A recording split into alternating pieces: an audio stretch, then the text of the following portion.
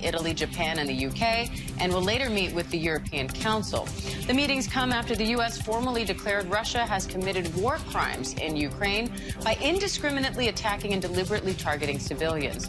Verified video circulating on social media shows the destruction in Mariupol, where Ukrainian forces are now engaged in fierce fighting with the Russians.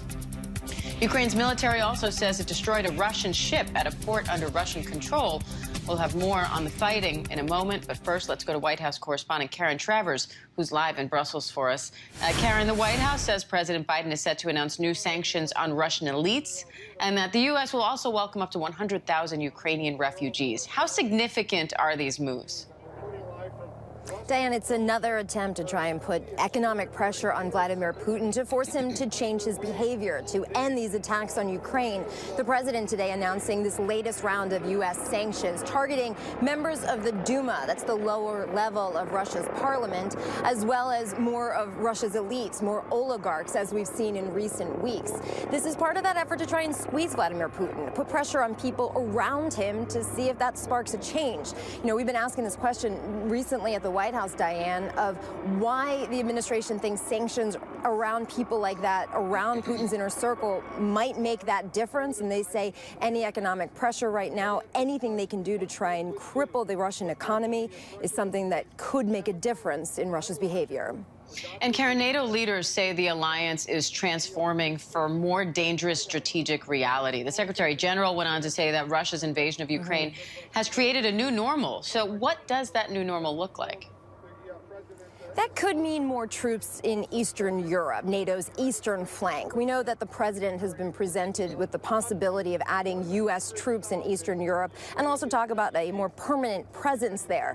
The president, we're told by senior officials, is constantly assessing the situation, and he'll make a decision based on how the situation evolves. But Diane, you know, here we are 1 month exactly from Russia's invasion of Ukraine. I think most military experts you talk to in the weeks leading up to that would not have thought it would last this long. So the administration, the Pentagon, the White House, and European allies are constantly looking at what the situation is looking like right now in the immediate term and what might have to change in the short and medium term going forward. And as President Biden departed the White House yesterday, he again said there was a real threat of Russia using chemical weapons in Ukraine. How much focus is there on chemical weapons at this summit? And is NATO drawing any kind of red line here? They won't use that phrase, red line. We heard from the NATO Secretary General earlier today, who said that the use of chemical weapons by Russia in Ukraine would totally change the nature of the conflict. The White House will also not use that phrase, red line. But as you say, we heard from the president yesterday, who said there's a real threat that Russia does that. He has in recent weeks warned that there would be severe consequences if Russia were to take that action. But Diane, the president's been asked what those consequences would be.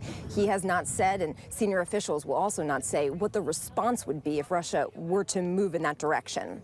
And Karen, China is Russia's most important strategic partner. Now, the White House National Security Advisor said that so far they haven't seen China providing military aid. That was an area of concern, but they are still watching China very closely. So how are NATO leaders approaching China?